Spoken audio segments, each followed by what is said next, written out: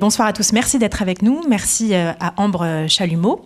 Vous connaissez Ambre Chalumeau, vous reconnaissez peut-être déjà son visage, vous allez reconnaître sa voix et son nom puisqu'elle est journaliste, chroniqueuse et documentariste sur TMC dans l'émission Quotidien animée par Yann Barthès depuis 2020. Et ce soir, on parle donc de son premier roman, Les Vivants, qui est paru la semaine dernière chez Stock. Et simplement pour que vous compreniez bien ce qui va être lu, parce que vous allez avoir d'abord une lecture d'extrait pendant une vingtaine de minutes et ensuite on va converser toutes les deux. Je rappelle que ce livre, c'est l'histoire d'un jeune homme de 17 ans qui tombe dans le coma. Et donc, on va suivre à peu près une année dans la vie de ses proches, qui sont ses amis, ses parents, son frère. Et voilà, et comment cette épreuve de vie va un petit peu faire trembler les leurs.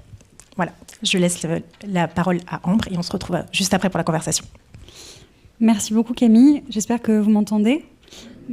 Merci. Merci beaucoup d'être venue.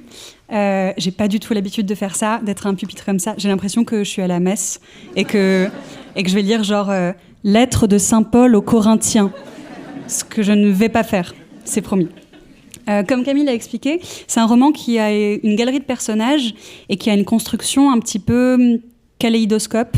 Ça, c'est le joli mot pour dire que c'est bordélique, kaléidoscope, qui est que chaque chapitre s'intéresse à un personnage ou à plusieurs, et c'est des petites touches comme ça, des petits morceaux. J'en ai choisi plusieurs qui ne se suivent pas linéairement dans le livre, mais qui proviennent plutôt du début. Les infos à connaître pour suivre, je pense que c'est le jeune homme qui tombe dans le coma s'appelle Simon, sa mère s'appelle Céline, et il a 2 amis d'enfance qui s'appellent Diane et Cora, qui ont son âge, donc 17 ans. C'est parti. Céline, la mère de Simon, rentre de l'hôpital où les infirmières ont enfin réussi à la convaincre d'aller se reposer. Elle arrive chez elle, n'y trouve personne et lâche le raz-de-marée de larmes que son besoin d'efficacité la force à contenir depuis des heures. Dans les cuisines, avant qu'elle n'arrive au dîner, ou bien en débarrassant après son départ, on se raconte encore comment Céline a quitté son premier mari un beau jour en lui laissant quelques mots laconiques au dos d'une enveloppe. Visiblement, pour elle, le gonze ne valait même pas une feuille A4 neuve. Tout le monde s'était étonné de cette décision. Il était beau comme un dieu et résolument riche, mais la vie avec lui était fade et elle se foutait qu'un type puisse lui payer de beaux objets si c'était pour la ranger avec eux dans sa déclaration de patrimoine. Elle avait planté son vicomte rigide pour un type à l'opposé, qui n'avait pas la fortune du précédent, mais qui la voyait, elle, comme son plus grand trésor. Lydie accueillit d'abord 2 enfants, Simon et son petit frère Thomas, puis 2 invités surprises, la routine et l'ennui, qui se propagèrent dans la vie de Céline comme une fuite de gaz remplit une pièce, jusque dans les moindres recoins et propice à l'explosion. Subtilement, peut-être sans s'en rendre compte lui-même, son mari l'avait incité à quitter son métier de journaliste pour s'occuper de leurs enfants. Sur le moment, c'est vrai, ça paraissait plus simple, et puis elle croyait en la possibilité de reprendre une carrière plus tard. Une fois Simon entré au collège, elle parla à quelques reprises de recontacter ses anciens employeurs. Mais son mari se montra sceptique. Il concluait à coups de « si tu veux, si t'es sûr de toi ». Et fatalement, elle doutait de l'être. D'autant plus que lorsqu'elle déjeunait avec ses anciennes collègues, ces dernières lui racontaient un secteur en berne. À les entendre, la vie de pigiste, c'était Mad Max. Un seul point d'eau rachitique et 25 cannibales se battant pour y accéder. Elle se mit alors à écrire un roman. C'était un de ses vieux rêves. Une dystopie avec des guerrières badass et une morale écolo. Mais son mari, lui-même éreinté, avait face à son projet des réactions tièdes. On n'était plus dans le « si tu veux », on était carrément passé au « si ça t'amuse ». Si bien que là aussi, elle laissa tomber, et ses velléités furent définitivement requalifiées en lubie. C'était un joug subtil. Jamais il ne levait la main, mais il levait les yeux. Et à rythme soutenu, ça aussi, ça fait des dégâts. Céline exécrait le sexisme et ses routes toutes tracées. C'est parce que son premier mari voulait la garder dans une cage, aussi dorée soit-elle, qu'elle s'était tirée sans regret. Mais quand le deuxième recommença, elle ne lutta pas. Inconsciemment, parce que chaque femme naît avec des culpabilités et des yeux ancestraux qui la suivent et la jugent, elle refusait d'être celle qui ratait 2 mariages. Et puis il y avait les enfants. C'était un type bien, seulement elle n'était plus très amoureuse, plus très heureuse. Alors, depuis des années, trop consciente de sa sentence pour être épanouie, trop pragmatique pour la briser, son zèle de géant l'empêche de marcher. Et pendant que la glu de son quotidien achevait de sécher, Simon est tombé dans le coma, en voyant tout valser.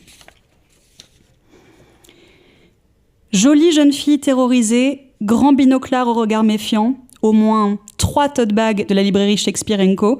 et un sweatshirt à capuche « You can't always get what you want, can't » avec un K. Ceci est bien une rentrée en Hippocagne. Diane avait eu beaucoup d'échos de la prépa, qui lui avait inspiré beaucoup de peur. Peur pour commencer des gens qu'elle y trouverait. Des intellos qui auraient sauté 3 classes, qui se seraient amusés une fois en 2006 et auraient détesté ça, et qui auraient déjà lu tout Proust 2 fois. Elle en repère effectivement quelques-uns, qu'on ne se le cache pas, tandis que dans son laïus de présentation qui résonne sous les voûtes du vieil établissement classé au patrimoine, le directeur, lui aussi d'époque, s'adresse à eux comme à l'élite scolaire du secteur nord. Un des élèves ressemble à Jean-Pierre Raffarin. Essayez pas de nous faire croire que ce garçon a une carte jeune SNCF, on dirait qu'il a déjà payé des clopes en francs. On apprendra par la suite qu'il a déjà un master de droit en poche et aimerait à terme finir à l'ENA. Une petite souris en manque flagrant de vitamine D boude bruyamment quand elle apprend qu'on ne peut pas cumuler latin et grec en première année. Une autre a visiblement entendu beaucoup de témoignages sur la prépa et répète d'un air savant des récits terrorisants à un auditoire blafard. Une jeune métisse arborant à la fois un air farouche et un t-shirt flanqué d'un slogan féministe contemple le monde d'un air distant. Un beau gosse à Tignasse raconte à voix basse ses vacances, passées à faire du volontariat dans des bleds sud-américains dont il prononce les noms avec l'accent. Une séduisante cousine éloignée de la famille Adams lit Umberto Eco dans son coin, en italien. Mais alors que Diane scrute ses camarades comme un braqueur repérant dans une banque les issues de secours, elle est interrompue. Les professeurs se mettent à défiler au pupitre, chacun expliquant que sa matière est la plus dure, la plus noble, la plus importante de toutes. On leur promet du sang, des larmes et des notes en dessous de la moyenne. Et pendant qu'ils distribuent des listes de dizaines de manuels de géo et de précis de grammaire latine à acquérir FISA, parce qu'apparemment les annuaires téléphoniques qu'on leur avait demandé de lire pendant l'été étaient juste des apéricubes, Diane peine à se concentrer et à empêcher ses pensées d'aller vers la chambre d'hôpital de Simon. À chaque rentrée scolaire, à la fin de l'éternelle fiche nom, prénom, en haut à gauche, profession des parents, adresse, les professeurs indiquent qu'on peut en bas de la page leur confier quelque chose, n'importe quoi, une info personnelle qu'on aimerait qu'ils connaissent avant de commencer l'année scolaire. Après quoi, ils citent généralement tous, complot, le même exemple, celui d'un élève épileptique qui ne les avait pas prévenus et quel ne fut pas leur désarroi lorsqu'il se mit un beau jour à convulser par terre alors que tout ce qu'on lui demandait c'était de réciter l'Albatros. Vu le niveau de warning que l'exemple fixait, il avait toujours coulé de source pour Diane que quasi personne ne remplissait cette case. Sauf peut-être pour signaler, disons, un divorce en cours qui pourrait affecter le travail scolaire. Chaque année, surprise par le nombre de ses camarades qui s'agitaient du stylo bic en bas de leurs feuilles, elle se demandait ce qu'ils pouvaient bien raconter, jusqu'à ce jour de rentrer en Hippocagne où elle ne lève pas la tête, trop occupée elle-même à y écrire. Le prof ironise « Faites court, écrivez pas vos mémoires non plus ».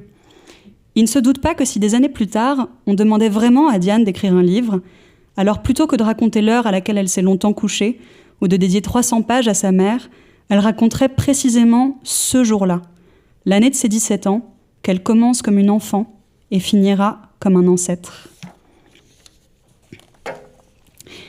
Chaque année, au mois d'octobre, une vieille amie de Céline, ex-copine de fac devenue épouse oisive d'un banquier opulent, organise avec son mari une fête somptueuse pour montrer au monde que même si monsieur trompe madame à un rythme industriel et que madame représente à elle seule 10% du marché français de l'exomile, ils peuvent une fois par an s'entendre sur un traiteur et faire bonne figure le temps d'une soirée. Cette année, Céline hésite. Elle a l'habitude de pratiquer son amie à petite dose. Sa vie frivole et ses ragots sur les grandes fortunes françaises tantôt l'amusent, tantôt l'agacent. Et qui sait, dans le contexte actuel, de quel côté la pièce va tomber. Imaginez, vous avez un fils en réanimation et un mariage en soins palliatifs et on vous propose d'enfiler une robe longue et d'aller écouter des nantis bavasser en buvant du Veuve Clicquot. C'est autant la promesse d'une distraction que la définition d'un traquenard. Mais parfois, on laisse la vie nous traîner par la manche. Elle décide d'y aller, seule, son mari a un truc de boulot, car s'il peut être irritant de voir que quelque part la vie suit son cours, ça peut être aussi salutaire. et elle n'est pas en position de snober la moindre racine fragile à laquelle s'accrocher.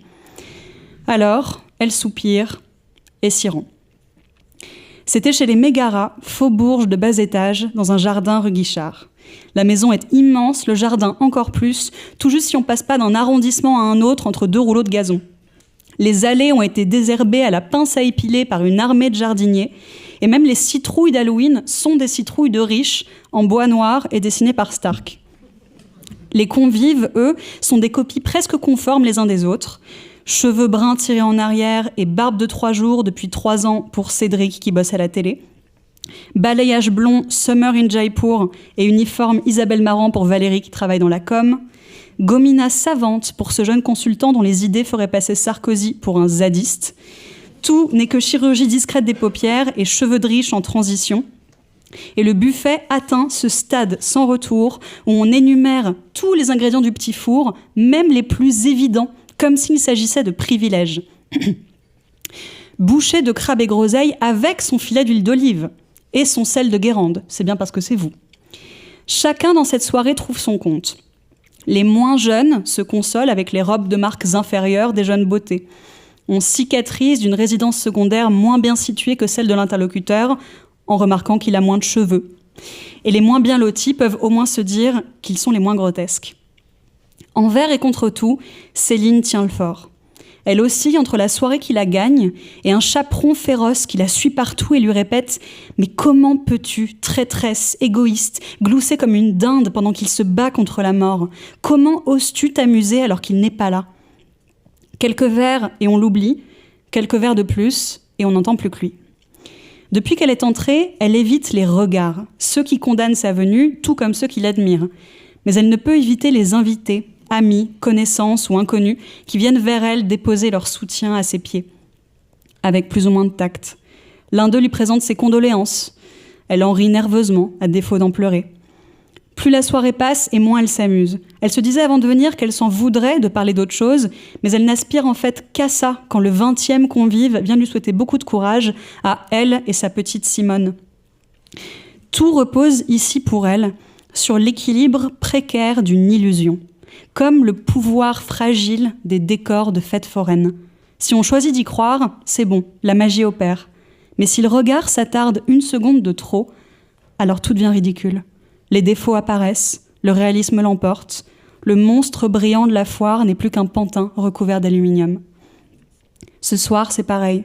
Si elle se donne par accident le temps de penser, alors Simon s'engouffre dans la brèche et pollue tout autour d'elle d'un produit révélateur, d'un luminol impitoyable. Le gars qui vient de la faire rire est un idiot, son rire était poli, sa blague du mépris de classe. Sa copine n'est toujours pas venue lui parler, trop occupée à caresser le bras des invités fortunés et à se faire des torticolis pour mater son dos nu dans les miroirs. Céline se trouvait jolie en partant de chez elle. Là, si elle prend le temps de se regarder, elle voit bien qu'elle est engoncée dans sa robe, qu'elle a voulu rentrer de force dedans pour conjurer à tout prix le monde d'avant, celui où elle faisait une taille 38 et où son fils aîné existait encore. Elle comprend que si elle veut espérer passer un bon moment, elle ne doit pas permettre au réel de reprendre le dessus. Ce soir, son plus sain, c'est le déni. Elle se change en train lancé à toute allure. Elle bouge sans cesse, enchaîne les vers, ne laisse aucun silence durer. Elle active son talent pour la conversation comme un commandant de bord enclenche un pilotage automatique. Elle retrouve ses réflexes de journaliste. Elle ne discute pas, elle l'interviewe. Elle bombarde de questions, acquiesce, réagit à propos, simule à perfection l'expertise. Elle s'efforce de s'occuper l'esprit comme d'aucuns se plongent dans des travaux manuels pour occuper leurs mains. Elle termine son 10e verre de champagne. La personne avec qui elle a tissé la relation la plus enrichissante ce soir, c'est le barman. Quand des griffes laquées rouges lui saisissent le bras. C'est l'hôtesse botoxée qui lui dit, avec une voix de personne bronzée en hiver, « Merci à toi d'être venue, Céline, vraiment. Ça me fait très plaisir de te voir. Et puis, t'as vraiment bonne mine compte tenu de... » Enfin, quelle horreur tout de même. Je me souviens, moi, quand mon fils avait dû se faire opérer, c'était affreux. L'hosto, glauque, la convalescence. Vraiment, je compatis. Mais ta race, espèce de conne, tu penses que sous prétexte que ton fils débile et boutonneux a passé 3 semaines à l'hosto parce qu'il s'est rétamé en snowboard, tu peux savoir ce que je vis? Mais je rêve. Qu'est-ce que tu crois, espèce de connasse? Tu peux lui parler, toi, à ton gamin? Alors que moi, je peux pas lui dire que je l'aime. Enfin, si d'ailleurs, je lui répète en boucle. Mais est-ce qu'il m'entend? J'en sais rien. Est-ce qu'il m'entend quand je lui dis que je l'aime, que j'ai changé d'avis, que je suis d'accord pour qu'il fasse une fête pour ses 18 ans, que je suis désolée de l'avoir engueulé si fort quand il a dessiné sur les murs à 6 ans et demi, et que je donnerai tout pour qu'il soit là en train de dessiner des bonshommes avec des têtes carrées et 7 doigts à chaque main? Tout, tu comprends ça? Et toi, il est là, ton morveux. Je le vois avec son look de pseudo-rappeur alors qu'il s'appelle Aristide et que ses baskets coûtent un SMIC. Il est là, et tu sais qu'il sera encore là demain, alors que moi, mon fils, demain, si ça se trouve... Merci, c'est gentil, grince-t-elle. C'est la goutte de Chanel 5 qui fait déborder le vase. Elle prétexte un mensonge, slalom entre les rieurs et quitte la pièce. Plus tard, affalée dans la pénombre d'un bureau isolé, avec une bouteille de scotch chippée dans un placard, elle n'a qu'une envie. Une envie étonnante et nouvelle, discuter avec Cora et Diane. Il y a 3 mois encore, jamais l'idée ne lui serait venue d'envoyer un message WhatsApp aux amis d'enfance de son fils pour leur demander comment se passe leur samedi soir. Mais là, si on lui demande avec qui elle aimerait être, la réponse est limpide. Clairement, maintenant, il y a elles 3 et les autres. Dans cette tempête d'émotions qu'elles seules peuvent comprendre, aussi parce qu'elles ne s'en accordent le droit qu'à elles, Cora, Diane et Céline sont liées, 3 femmes et leur tourmente. À un moment, tout le monde s'est mis à dévisser un petit peu et à avoir recours à plus fort que soi. Après avoir été forcé d'aller au catéchisme par une grand-mère dévote, collectionner les sacrements comme des grades scouts et même passer un week-end de retraite chez des bonnes sœurs ursulines intégristes qui avaient achevé de faire d'elle une athée pratiquante, Diane ne peut désormais plus passer devant un édifice religieux sans y allumer une bougie pour Simon. Et attention, hein, les grosses cierges à 5 €, pas les petites bougies rouges à 2,50 €. Elle y laisse un pactole monstrueux et surtout, elle y croit. Elle retrouve les frissons que lui procuraient, petite, les grandes églises froides quand elle n'était pas encore devenue catho-sceptique, quand elle n'était pas encore devenue lucide. Mais aujourd'hui, être lucide, c'est précisément ce qu'il ne faut pas. Être lucide, c'est donner foi aux rapports médicaux. Et dans leur cas, les rapports médicaux n'apportent ni espoir, ni réconfort. Simon est tombé malade de manière si mystérieuse qu'il est permis de concevoir une guérison qui le serait tout autant. Vaudou, divine, martienne.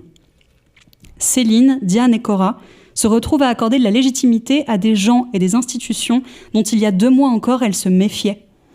Parce que la légitimité, c'est ce qui change une opinion en un diagnostic.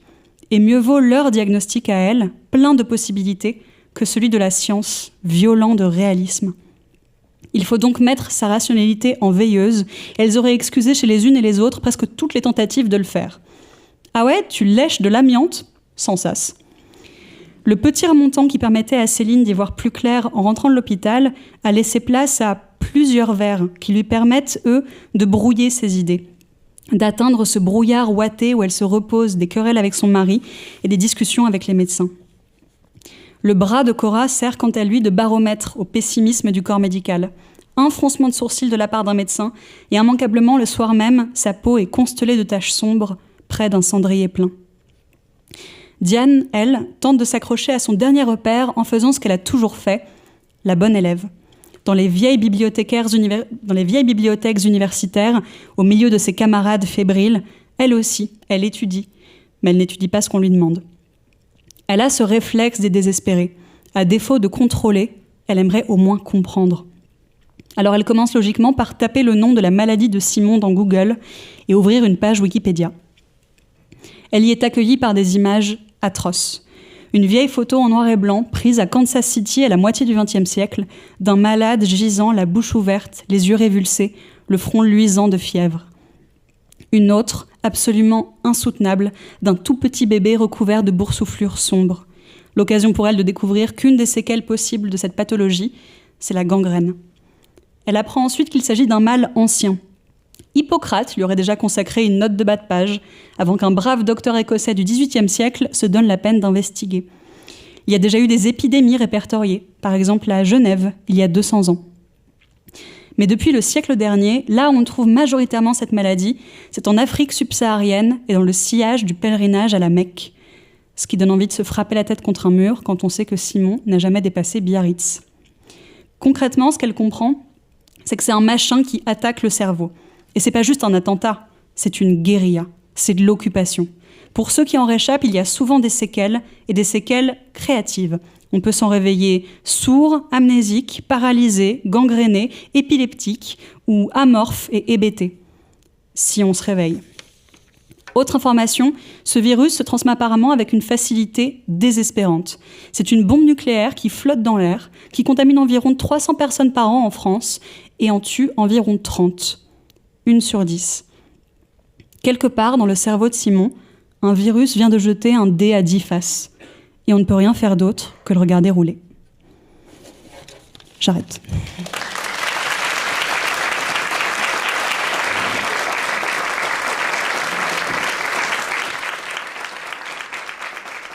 Merci beaucoup pour cette lecture très réussie, de ce roman très réussi lui aussi, qui est un roman, vous l'aurez compris, un roman d'initiation qui porte en particulier sur le passage à l'âge adulte, je crois, de ces personnages que sont Cora et Diane, les amis de Simon en particulier, mais d'autres personnages aussi dans ce livre, qui est également un roman sur l'amitié, un roman sur l'amour et un roman plus généralement sur ces liens qui tremblent face à une épreuve de vie, mais qui nous unissent aussi parfois par-delà ces épreuves et peut-être grâce à ces épreuves parfois. Et c'est un roman dont personnellement, moi j'ai beaucoup aimé l'équilibre presque parfait entre deux états, hein, la vie et la mort, entre deux âges, l'enfance, l'âge adulte, entre aussi une forme de colère assez saine et d'autres pages beaucoup plus douces et une forme de pudeur aussi. Et puis entre le rire et les larmes, je crois que vous l'avez bien entendu là dans les extraits qui ont été lus. Voilà, c'est un livre qui, malgré son point de départ un peu tragique, nous fait beaucoup rire, je crois. Et donc, je voudrais commencer par là, par ce point de départ, justement, puisque c'est un point de départ autobiographique. En tout cas, tu as vécu toi-même, à l'âge de 17 ans, un moment où un de tes amis les plus proches est tombé lui-même dans le coma. Et je crois que c'est de là que sont partis les premiers germes de ce roman, donc il y a une dizaine d'années, en fait. Oui, exactement. En fait, le point de départ du roman, deux choses sont vraies. J'étais vraiment cette adolescente qui commençait une prépa littéraire et mon meilleur ami d'enfance est vraiment tombé dans le coma pour une maladie rarissime. Vraiment un truc, si on le met dans un film, le producteur nous dit c'est pas assez crédible, trouve autre chose. Un truc vraiment de l'ordre d'une malédiction très rare qui l'a frappé. Ça a été un peu J'ai de la chance, c'était à 17 ans que j'ai connu le premier drame étonnant de ma vie. Non pas que j'ai pas connu des deuils avant, j'ai perdu des grands-parents, et je dis ça sans vouloir leur manquer de respect, il y a quelque chose qui est un peu plus dans l'ordre des choses de perdre des grands-parents que d'avoir un jeune garçon de 17 ans qui tombe dans le coma du jour au lendemain. Donc c'était très, très nouveau, très étrange, ça a généré pas mal de pensées que j'ai essayé de mettre à plat en écrivant des petites scènes. Il y a aussi eu ce réflexe d'essayer d'arriver à rire des moments de galère, et je pense notamment à la prépa. Moi, j'étais une très mauvaise élève de prépa, pour de vrai. Je crois que je suis allée dans une prépa trop exigeante pour mon niveau, et je dis pas ça pour minauder, vraiment. Donc je me suis fait un peu rouler dessus, et je le vivais, mais comme Full Metal Jacket, quoi. Et une des manières de le digérer, ça a été de le raconter comme tel, d'essayer d'en faire des petites scènes, d'essayer d'arriver à en rire. Ça a été un premier réflexe. Et ensuite, j'ai gardé ce réflexe pour le reste de ma vie, je crois. Quand j'avais une idée qui me traversait la tête, j'essayais d'en tirer une scène. Quand j'avais quelque chose de nouveau à digérer, j'en tirais une scène. Quand j'ai pris mon premier râteau, par exemple, et que j'étais KO, j'ai dû trouver un moyen de m'en moquer, et ça donne des réflexions qui sont telles quelles dans le livre, que j'ai attribué à un autre personnage qui est pitoyable, en fait, de ce râteau qui s'est pris. Et ça, c'est tout ce que je pensais à l'époque et ce que je faisais à l'époque. C'est devenu mon réflexe de ranger plein de choses dans ce Google Doc caché dans mon ordi pour mettre de l'ordre dans mes pensées, pour évacuer un jeu de mots débile qui me venait, pour arriver à rire de galère. Voilà. Mais est-ce que tu écrivais déjà auparavant des journaux intimes ou ce genre de choses, ou est-ce que c'est vraiment cette épreuve qui tout à coup te pousse devant une page ?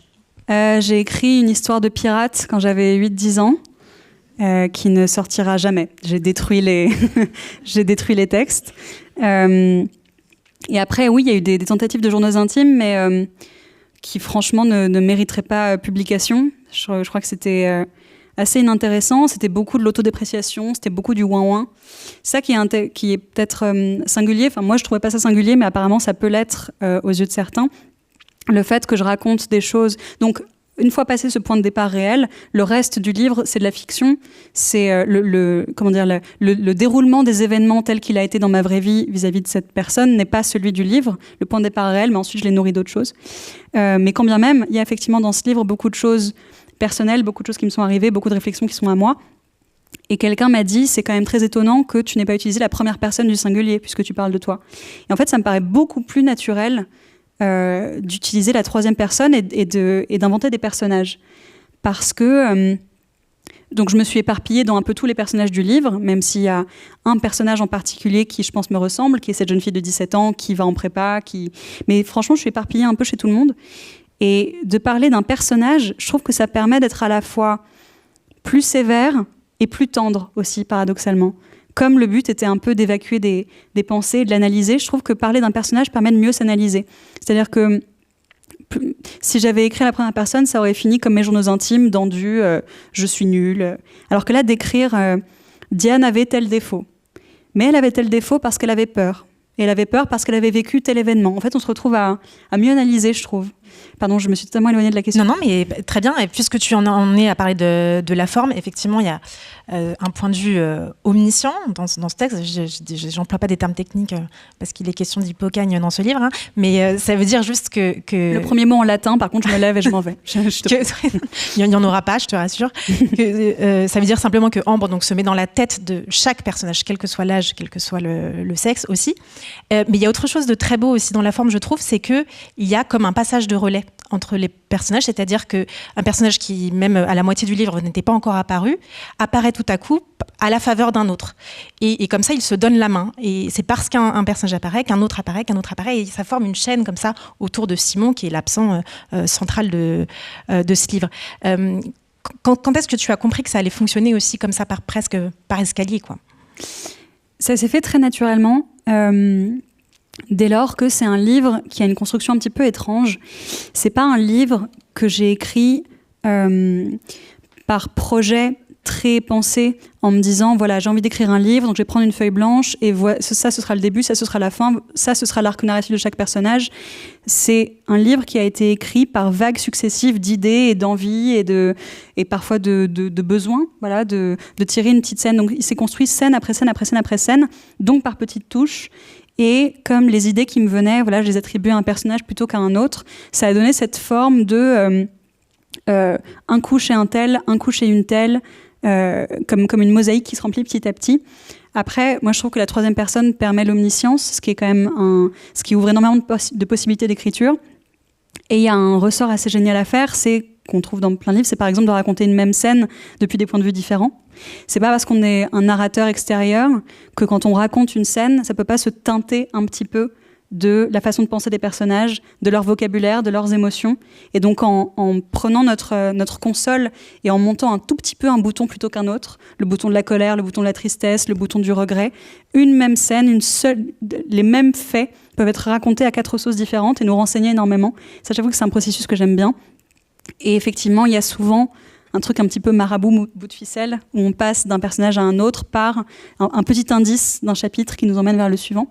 Mais c'est une construction qui s'est faite naturellement, justement par le fait que c'est vraiment né sous forme de petites scènes et d'ajouts successifs, parfois très espacés dans le temps.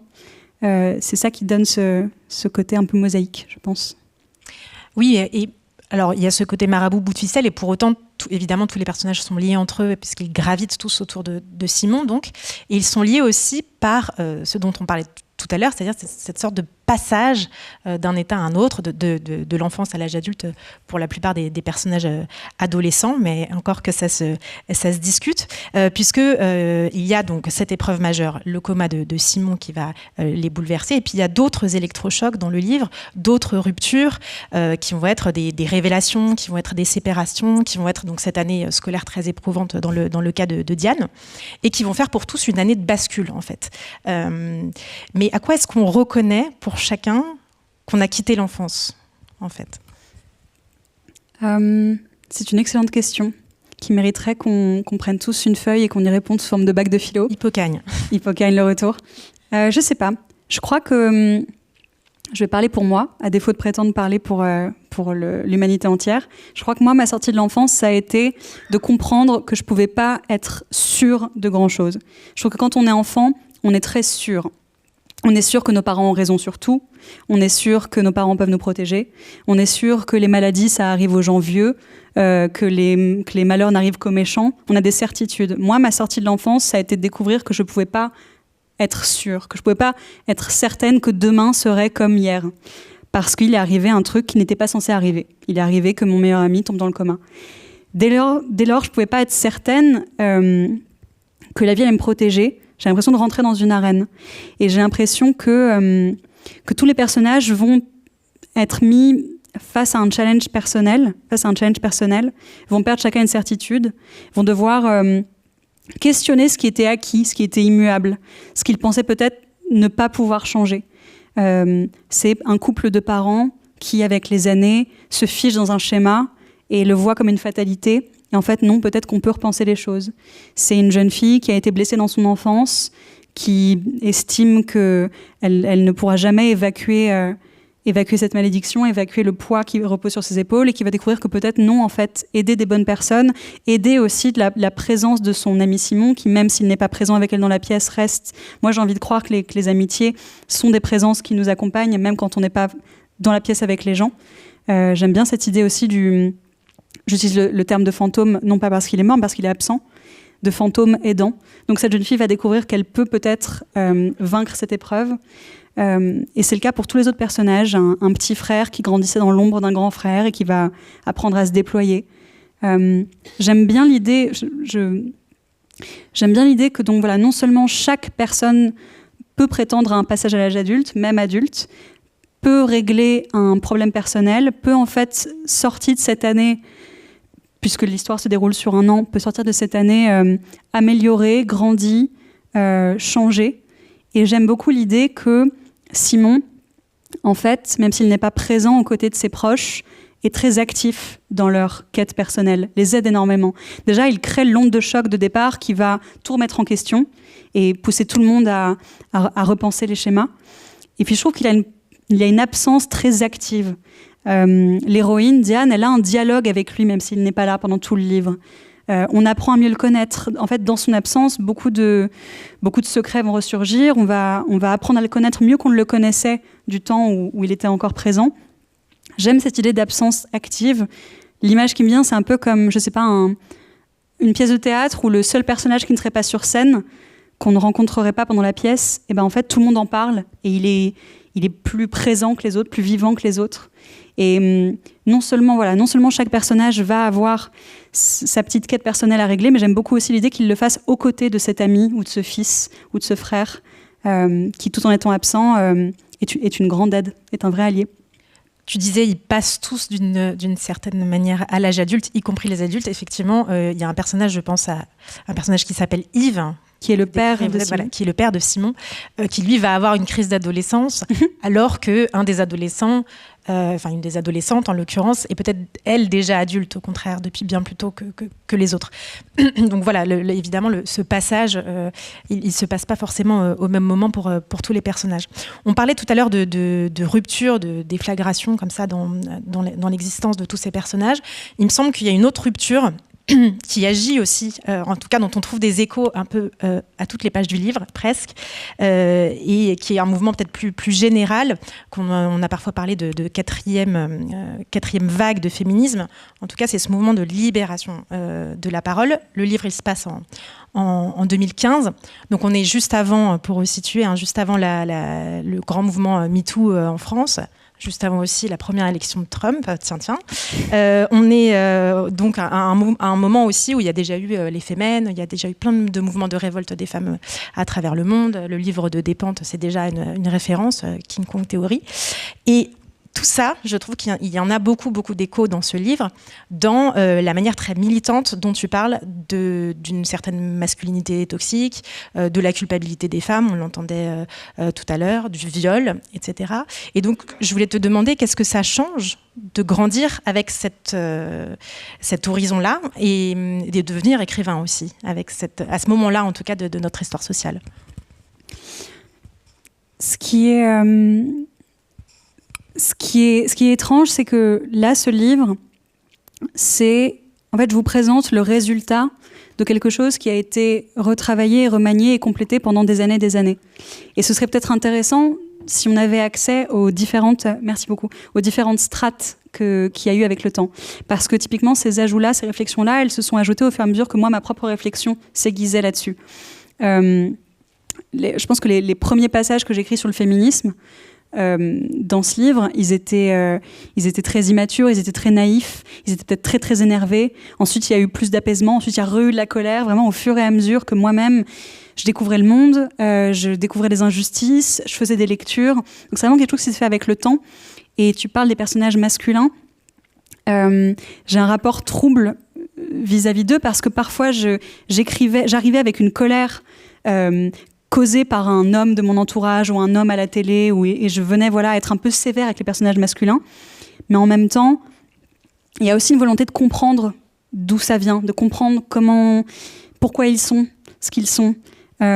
J'espère qu'il n'y a rien qui est juste un tir à la mitraillette sur un personnage. J'ai l'impression qu'il y a toujours, parce que ça a été écrit en plusieurs fois, il y a toujours ce moment où je revenais sur le passage colérique et où je venais arrondir un peu les angles, essayer de mettre de l'empathie dans la dénonciation. Il y a un retour lecture qui m'a fait extrêmement plaisir, c'est quand des gens me disent qu'on sent de la tendresse pour tous les personnages, même ceux dont je condamne peut-être la personnalité ou les actions. Il y a quand même toujours cet effort de voir d'où ça vient. Et je pense par exemple au personnage du père, donc, qui vit un peu une crise d'adolescence, comme tu le dis. J'ai vraiment essayé de doser mon jugement de valeur au milligramme près dans ce couple de parents parce que sur le papier, j'avais peut-être beaucoup de colère envers lui, et plus je grandis, plus je constate qu'on n'a pas le manuel du couple, on n'a pas le manuel de la parentalité, on fait vraiment comme on peut. Et paradoxalement, plus j'aiguisais ma conscience féministe, plus aussi je venais peut-être débloquer de la tendresse aussi pour même les personnages dont les actions m'indignent ou me blessent dans la vraie vie. J'essaie de mettre de ça un peu partout. Après, je pense qu'effectivement, on pourrait voir un peu de féminisme dans du traitement de beaucoup de personnages. Il y en a une notamment qui va s'émanciper par ces pensées-là, par les notions féministes qu'elle découvre vont l'aider vraiment à réparer des choses en elle et à s'épanouir. Mais je pense par exemple au personnage de Diane, quelqu'un qui a grandi avec énormément de complexes, énormément de honte sur son physique, sur sa façon d'être au monde, en étant très avide de la validation des garçons, qui en souffre beaucoup, et qui va apprendre à trouver sa valeur ailleurs. Ça aussi, c'est peut-être moins frontalement féministe, mais je pense que c'est une des réflexions qui m'agite depuis quelques années et qui est nourrie de lecture et de l'époque. Mais cette construction sur plusieurs années fait que je ne sais pas si on peut précisément attribuer tel passage ou tel passage à un événement ou une lecture. Tout ça s'est fait au long cours. Et quelque part, tant mieux qu'il y ait des passages qui ne sortent pas tels qu'ils ont été écrits la première fois, parce que je suis contente d'avoir pu revenir dessus et les avoir nourris d'autres choses et surtout de plus d'empathie aussi. Oui, tu parlais de colère et de colère un peu adoucie par la tendresse, et c'est vrai que tu restes très tendre avec tous tes personnages, y compris les connards. Y compris les connards. Mais voilà, il reste aussi une trace, et je crois que c'est important de le souligner parce que c'est beau aussi. Il reste une trace quand même de cette colère et de cette véhémence, de cette verve, mais qui emporte du côté de la vie, puisque c'est un livre qui est résolument du côté de la vie, du côté de l'élan, du côté de l'amour aussi. Et du côté de l'amitié, on disait c'est un livre sur le passage à l'âge adulte, mais c'est aussi un très beau livre sur l'amitié, dans ce qu'il y a de plus fort et dans ses failles également. À quoi est-ce qu'on reconnaît un ami pour toi ? C'est une bonne question. Je dirais que les vrais amis, et peut-être que plus globalement c'est la définition du vrai amour, et ça j'englobe amour amoureux, amour amical, amour familial. Probablement qu'on a chacun notre définition différente de ça. Moi, j'aurais tendance à dire, étant quelqu'un qui doute beaucoup, que le vrai ami, c'est celui avec qui on peut baisser la garde et celui avec qui on peut être nous-mêmes. Peut-être que c'est la différence entre quelqu'un qui nous aime et quelqu'un à qui on plaît. Peut-être que quelqu'un à qui on plaît, c'est quelque chose de fragile, c'est quelque chose qu'on peut perdre si on se montre trop dans notre vérité, ou parfois décevant, parce qu'on est tous décevants par moments, alors que le vrai ami, peut-être, résiste au test des défauts, résiste au test du temps. Et j'allais même plus loin, je pense qu'un vrai ami, non seulement il accepte nos défauts, mais même nos défauts deviennent ses missions. C'est-à-dire qu'il va le vrai ami, parce qu'il nous aime, va être déterminé à nous aider à vivre avec nos défauts, nous aider à les dépasser, va nous connaître, va nous aider à arranger le monde. Je sais pas, j'ai une image idiote qui me vient en tête, mais un peu comme un bébé dans un appartement à qui on mettrait des caches sur les prises et des petits coussins sur les ongles pour pas qu'ils se blessent. Je trouve que les amis font ça avec nous dans la vie. Un ami nous connaît, un ami sait ce qui peut nous paniquer, nous énerver, au contraire nous plaire, et va sans cesse essayer d'aménager un peu le monde pour nous. En tout cas, moi, mes plus belles amitiés, et peut-être j'englobe là-dedans aussi des membres de ma famille, j'ai l'impression qu'on se rend ce service-là. Le service de pouvoir être soi-même les uns avec les autres, même dans nos moments décevants. Ce qui ne veut pas dire qu'il faut prendre les amis pour acquis et mal les traiter. Je pense que ça se mérite, mais là, je dirais que le vrai ami nous permet d'être nous-mêmes. Et ce qui est pas peu dire quand on doute beaucoup. Oui, tu dis le vrai ami, celui qui nous connaît. Il se trouve que dans ce livre, les personnages, et en particulier ces 3 adolescents qui sont très liés, Simon, Diane et Cora, vont se rendre compte qu'il y a des choses qu'ils ne savent pas les uns sur les autres. Et donc, il y a aussi une part de secret à débusquer au fur et à mesure du livre. Alors, question un peu plus intime, mais est-ce que d'avoir écrit ce livre, d'avoir déplié ces relations amicales, tu as le sentiment de devenir une meilleure amie ?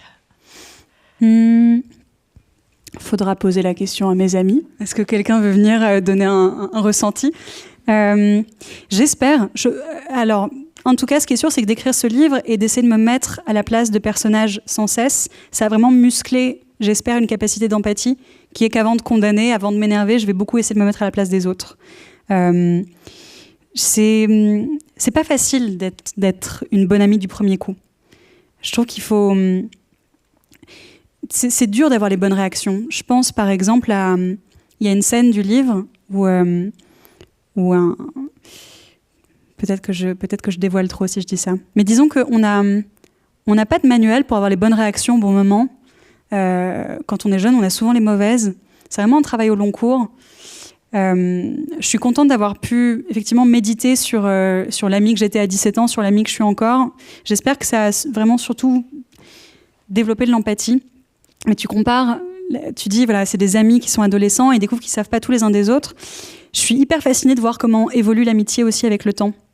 Je trouve que les amitiés d'adolescence, c'est des amitiés peut-être très démonstratives, où on est persuadé qu'on sait tout l'un de l'autre, parce qu'on est sans cesse l'un avec l'autre, parce qu'on se dit tout, parce qu'on s'écrit, parce qu'on se prend en photo, etc. Ce qui est super, je ne dis pas le contraire. Mais ça n'empêche pas que parfois, on ne se doute pas de ce qu'il y a en dessous. Moi, j'ai été cueillie comme ça de penser connaître par cœur quelqu'un qui m'a révélé un jour qu'elle avait été abusée dans son enfance. Ça a inspiré un des personnages du livre. La veille encore, j'aurais juré la connaître par cœur. Et en fait, non.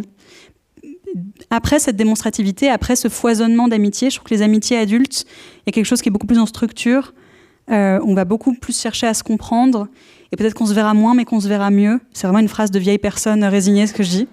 Mais en tout cas, moi, je trouve hyper épanouissante les amitiés modernes. Et peut-être que aux yeux de certains, la jeunesse d'aujourd'hui, on peut avoir des côtés un petit peu ridicules dans le côté on écoute des podcasts, on se raconte nos vies, on pleure en parlant de nos sentiments.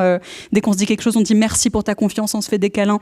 Il y a peut-être quelque chose de risible, mais il y a quelque chose de tellement sain aussi, je trouve, là-dedans. Je trouve que l'amitié moderne évolue vraiment pour le mieux parce qu'elle évolue dans ce sens-là, dans le sens de s'accepter, de se connaître, de se comprendre et de la démonstrativité et du côté amitié de photo de l'adolescence. On débloque des choses parfois plus sombres mais aussi très belles. Ça m'intéresse beaucoup que tu parles de l'amitié moderne parce que je voulais justement t'interroger sur un autre paramètre qui fait changer l'accessibilité à l'autre ou la non-accessibilité à l'autre, qui est la forte présence des réseaux sociaux dans ce livre, qui vont jouer un rôle important, je crois, dans le roman, pour le meilleur et pour le pire. De quelle manière est-ce que justement cette omniprésence des réseaux, ça influence les relations d'amitié, en particulier sur un réseau social dont vous savez sans doute qu'on demande à être amis, justement, les uns avec les autres. Voilà. Qu'est-ce que ça change, en fait, de construire des amitiés avec ça ? Je pense que mon rapport aux réseaux sociaux a évolué, et je ne sais pas tant si c'est dû à mon âge qu'à l'époque qui a évolué tout bêtement, mais moi, quand j'étais adolescente, Facebook était tout. C'est-à-dire que tout était dessus, tout se passait là-dessus, tout devait se montrer là-dessus. C'était notre carte de visite, c'était notre album de vacances, c'était la personne qu'on était, c'était notre outil de drague, c'était pour montrer le meilleur de nous-mêmes. Les soirées ne s'étaient pas passées si elles n'étaient pas sur Facebook. Je sais que pour moi, c'était un réservoir aussi à jalousie et à envie. Je passais un temps infini à regarder d'autres vies que la mienne, d'autres corps que les miens, d'autres amitiés que les miennes, et à les envier.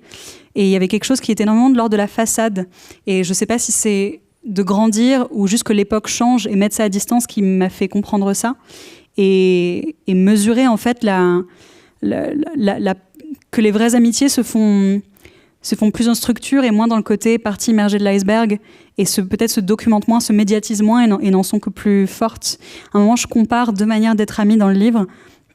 Et il y a l'une d'elles, c'est l'amie avec qui toute la soirée on va rire et ils vont être sur le profil l'un de l'autre, et ils vont être sans cesse côte à côte sur les photos, et ça va être quelque chose qui fait envie. Et alors qu'il a une autre amie, il va pas forcément passer la soirée collée à elle, mais en revanche c'est elle qui va écrire toute la journée, et c'est à elle qu'il a écrit la veille, et c'est à elle qui le dira tout. Et il y a vraiment différents schémas là-dessus. Les réseaux sociaux jouent un rôle logistique dans le livre, tout bêtement parce que à l'époque, beaucoup de choses passaient par là, et notamment ce que je décris. Aujourd'hui, j'ai l'impression qu'on a quand même une énorme méfiance vis-à-vis de ça. J'ai cette phrase à un moment, donc quelqu'un est sur Facebook et joue un peu les espions, cherche quelqu'un. Et elle dit, heureusement, à cette époque-là, 2015, on n'était encore pas très vigilant sur les données personnelles, donc les comptes qu'elle regarde sont à la fois très garnis et très peu verrouillés. Aujourd'hui, elle dit, on lisait pas les conditions d'utilisation des réseaux sociaux. Je dis aujourd'hui, on les lit pas plus, mais au moins on se sent mal. À l'époque, on se sentait même pas mal, et on mettait tout dessus. Donc le rapport là-dessus a évolué, ouais. Oui, et la phrase d'avant, c'est à l'époque, à une autre époque, il aurait fallu un détective en trench coat et petite moustache. Aujourd'hui, il suffit d'ouvrir Facebook. Voilà, aujourd'hui, il suffit d'ouvrir. À l'époque, il suffisait d'ouvrir Facebook. Et en quelques clics, on retrouve de qui il s'agit. On parle assez sérieusement là depuis tout à l'heure, mais vous avez entendu aussi que c'est un livre où on rit beaucoup. J'espère, voilà. C'est gentil de le dire. Malgré la gravité du sujet, non, vraiment, je le redis parce que c'est un livre vraiment très drôle. Il ne se passe pas un paragraphe sans une punchline, sans un jeu de mots.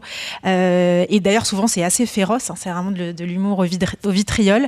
Ça commence, je crois, dans les premières pages par le personnage de Diane, qui est plus maquillée qu'une note de Fred Balkany.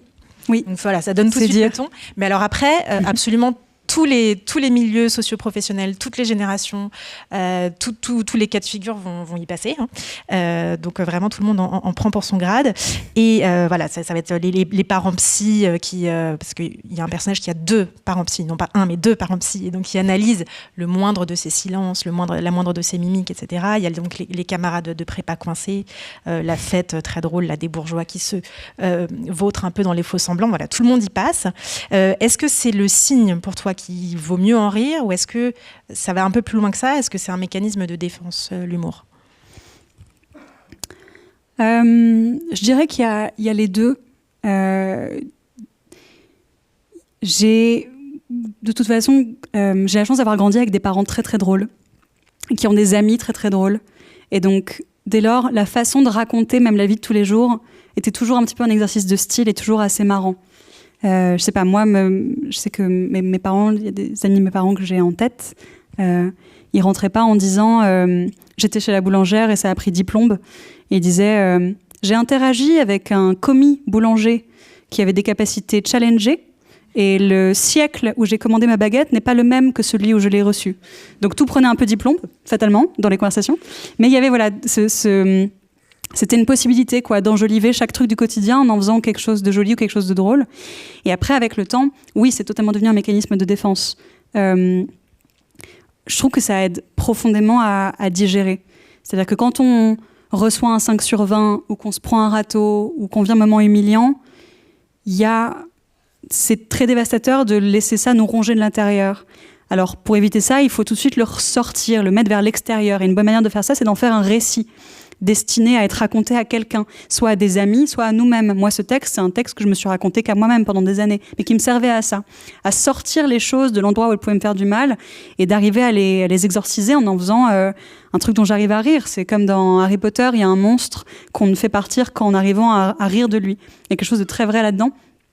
Donc il y a deux choses. À la fois, je crois que c'est devenu, de par les gens qui m'ont élevée, de par aussi les films que j'ai tout de suite adorés, les livres que j'ai tout de suite adorés, qui ont cet humour.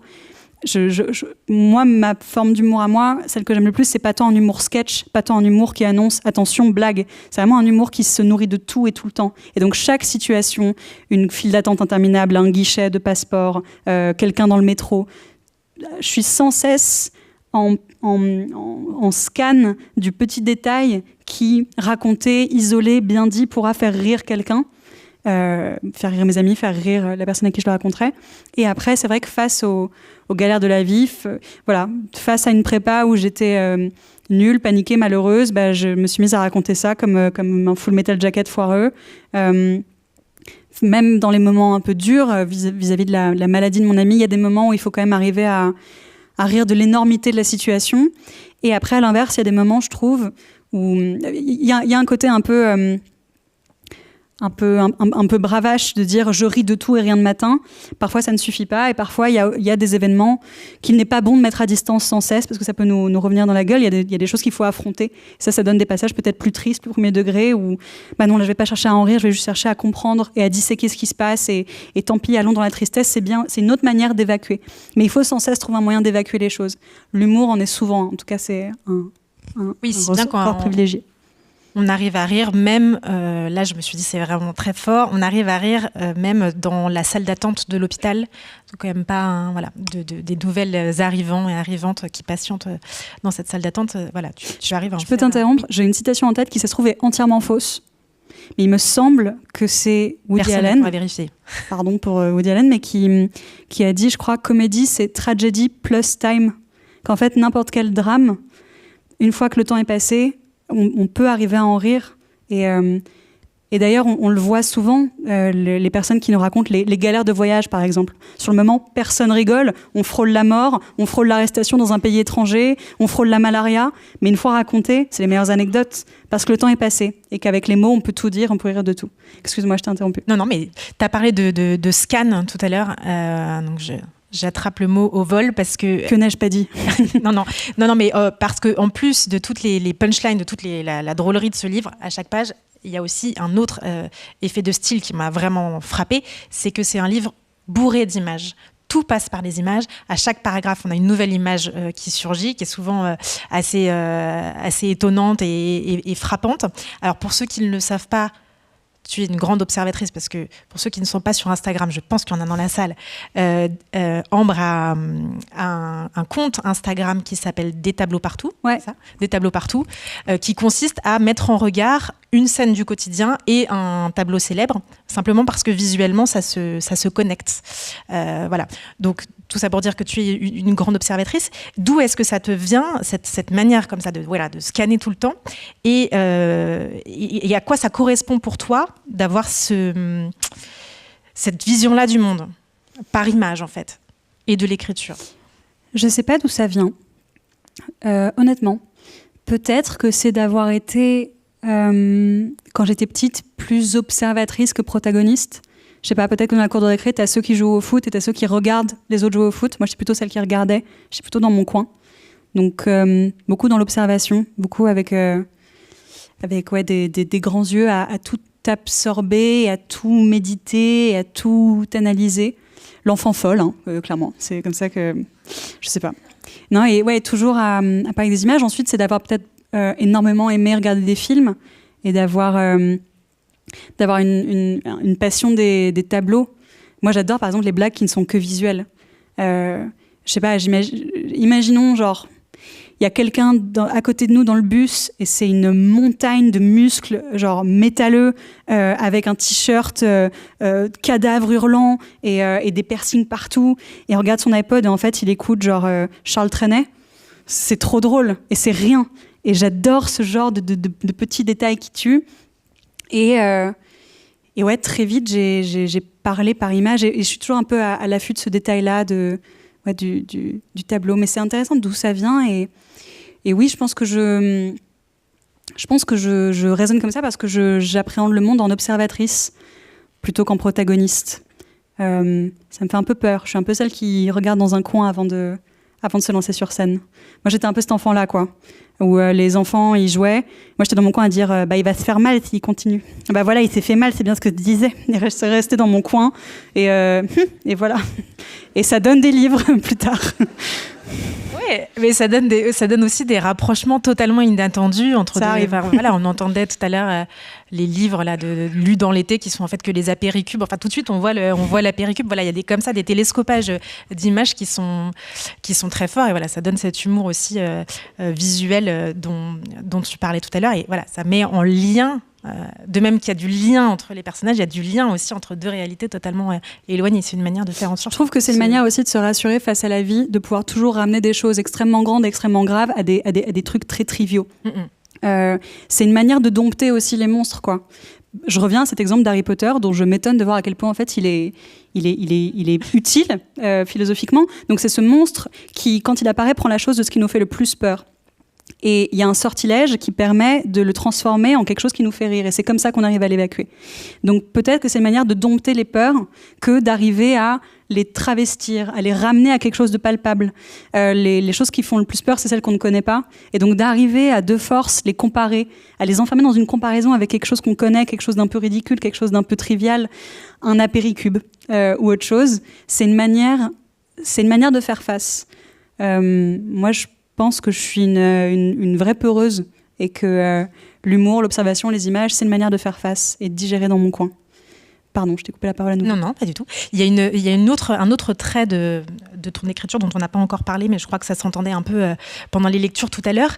C'est que autant tu es une femme de l'écrit, mais tu es aussi une femme de l'oralité, avec tes chroniques dans Quotidien. Et il me semble que cette oralité, elle résonne aussi beaucoup dans les pages. C'est pas pour rien que la lecture était si forte. Je crois tout à l'heure, moi j'étais assez fascinée. On imagine très bien ce qui a été lu dans des discussions, dans la répartie. Est-ce que c'était important pour toi que le texte il garde cette tonalité-là, ouais, cette spontanéité? Vachement. Je pense que ça touche aussi à ce que j'aime lire. Je lis beaucoup parce que j'aime ça et parce que c'est mon métier. Et j'aime quand les dialogues ressemblent à des dialogues qu'on se dirait dans la vraie vie. Je sais que c'est une convention littéraire et je sais que, d'ailleurs, des éditrices avec qui je travaille m'ont affirmé que, en fait, le travail avec les éditrices, ça a été parfois de gommer un peu de cette oralité en me disant fais attention, parfois dans les livres, en fait, c'est plus digeste d'avoir... parce que moi, j'étais du genre à mettre 25 voyelles quand je voulais que le mot soit long, moi, je bouffe les mots tout le temps et à retranscrire ça par écrit en tronquant les mots. Je me dis attention, pour que ce soit plus digeste, il faut que ce soit un petit peu écrit, mais quand même, j'ai mis un garde-fou à... moi, j'aurais pas aimé que dans mes dialogues, par exemple, il y ait des « cela ». Tu ne peux pas dire cela. Personne ne dit ça. En plus, c'est des personnages qui ont vocation à être jeunes. Donc, ouais, j'avoue que moi, ça me tend toujours un petit peu mais enfin, tu ne peux pas dire cela. Dans un film de Mouret, éventuellement, là, on parle un peu comme ça, mais sinon, c'est vrai que pas très souvent. En tout cas, cette oralité, je me disais que ça donne, oui, ce côté très vivant, cette forme d'élan, cette énergie, cette vie, en fait. Hein. C'est pas pour rien que le livre s'appelle Les Vivants. Le deuxième s'appellera Les Morts et il sera chiant. Voilà, en tout cas, il n'y aurait peut-être pas cette vivacité si c'était des phrases à rallonge ou des cela, un style plus classique. Et cette vie, c'est ce qui l'emporte dans le livre, c'est ce qui l'emporte dans le titre, cette vie à laquelle tout le livre est suspendu et sur laquelle il se termine aussi. Alors, ce titre, il s'est imposé quand, comment ? Est-ce que tu as su tout de suite que c'était ça, en fait ? Pas du tout. Le titre trouve son explication dans la dernière page du livre. Et c'est quand j'ai écrit cette dernière page, de par la construction que j'ai expliquée tout à l'heure, la dernière page n'a pas forcément été écrite en dernier, loin de là. Mais c'est quand j'ai écrit ça que j'ai su que ce serait le titre. Et d'un coup, il faisait assez sens parce qu'effectivement, les personnages sont vivants par contraste avec celui qui est inerte, car dans le coma. Mais tout n'est pas aussi figé que ça. c'est des vivants biologiques qui doivent réapprendre à être vivants moralement. Pardon, ça fait pas grand sens ce que je dis, mais ils ont la chance d'être vivants et ils oublient parfois de l'être. Et ils vont tous être plus vivants à la fin. Et paradoxalement, Simon, qui n'est pas là, qui est absent, a un souvenir et une présence plus vivante, plus intense que certains personnages qui sont là et qui se sont laissés un peu enlisés dans la vie. Donc, ces mots, pour revenir à ta question, je n'avais pas prévu que ce serait le titre. C'est en écrivant cette tirade finale que j'ai su que ça le serait et qu'en fait, je trouve qu'il correspond bien au projet du livre. Au début, on se dit qu'on voit bien qui est vivant et qui ne l'est pas. Et en fait, toutes ces cartes vont être un petit peu rebattues au fur et à mesure qu'on apprend à connaître les personnages et qu'ils apprennent à se connaître eux-mêmes. Ce qui est sûr, c'est que tous les personnages, passé le moment de sidération, de dégringolade, ils vont tous, renouer quelque part avec la vie et redoubler de vie presque. Est-ce que toi, face à cette épreuve-là du coma d'un très proche, tu as eu le sentiment aussi, le besoin peut-être de quasiment vivre pour deux? Et est-ce que, ça fait deux questions en une, mais est-ce que l'écriture, c'est aussi pour toi un moyen de peut-être de donner un supplément de vie à quelqu'un qui en aurait manqué à un moment donné, quoi? Alors, je vais essayer de répondre aux deux questions. Est-ce que j'ai eu l'impression de vivre plus fort? Oui. Ça a été, en fait, la leçon de ce drame, ça a été de vraiment prendre la vie pour acquise. Et en fait, dès lors qu'on est confronté à une malchance, à un drame, à un deuil, toutes ces phrases qu'on trouvait un peu vides, qu'on voyait marquées sur des paysages fleuris sur Facebook, on ne vit qu'une fois. Ta deuxième vie commence quand tu sais que tu n'en as qu'une. En fait, tout ça prend un sens un peu urgent et un peu terrassant de... Ah oui, en fait, rien ne me garantit que je serai en vie la semaine prochaine. C'est ce que je prenais pour un droit est en fait une chance. Donc oui, il y a un côté urgence. C'est pas pour autant que j'ai tout plaqué pour faire un backpack en Thaïlande parce que ce n'est pas le genre de personne que je suis. Mais c'est vrai que ça fait mesurer la chance, ça fait mesurer les liens. Et il y avait aussi ce constat très étrange qui était que dans le tumulte de ces moments compliqués, donc de par la maladie de mon ami, de par cette situation scolaire qui ne m'épanouissait pas, qui me faisait beaucoup douter, en fait, à l'issue de ça, je me suis surprise à m'être dit que ça avait été un moment pas facile, mais très grisant. Et que j'avais peut-être plus grandi dans ces quelques moments que dans toutes les années auparavant. J'ai l'impression d'avoir compris quelque chose, d'avoir détecté quelque chose, d'avoir débloqué quelque chose. Un peu comme ces jeux vidéo qui commencent par un tutoriel et à un moment, la partie commence. Je pensais que j'étais dans le jeu vidéo et en fait, la partie commençait maintenant. Ça a été une sensation troublante, chargée en émotions, qui est celle que j'ai essayé d'évacuer en premier. Et ta deuxième question, c'était est-ce que l'écriture, c'est aider à donner des suppléments de vie? Il y a quelque chose un petit peu de ça.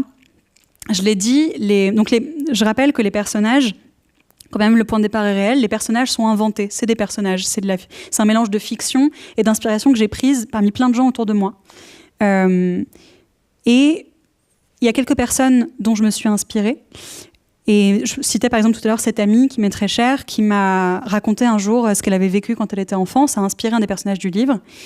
Et quand je lui ai fait lire le texte, je lui ai fait lire avant publication. Je voulais lui montrer à un moment où il était encore possible de changer des choses pour elle, parce que quand bien même, c'est une réalité que vivent malheureusement énormément de jeunes filles. C'est pas comme si je lui avais emprunté une histoire très unique, très reconnaissable.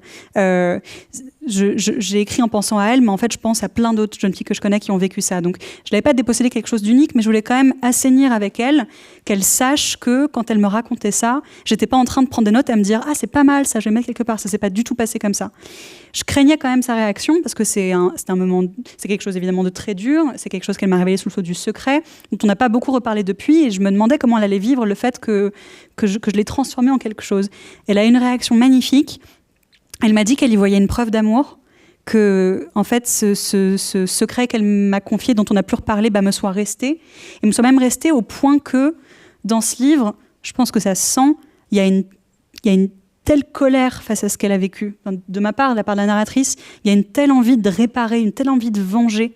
Et donc en fait, c'est vrai qu'en écrivant, j'ai voulu imposer à la vie un tournant qui n'a pas eu lieu dans la vraie vie. J'ai voulu vraiment faire quelque chose de réparation, et pas qu'avec elle, avec plein d'autres personnages, face à des malheurs que des gens que je connais ont vécu. Voilà, j'ai voulu changer un peu le cours de la vie et réparer, mettre des pommades. Donc c'est vrai que l'écriture permet ça aussi. Certains disent que écrire c'est jouer à Dieu. Je n'irai vraiment pas. Enfin moi je me sens pas à Dieu du tout. Mais c'est vrai qu'il y a cet espace où on peut imaginer de meilleurs dénouements pour nos proches, on peut imaginer des vengeances, on peut imaginer des retours de gens disparus, on peut imaginer plein de choses.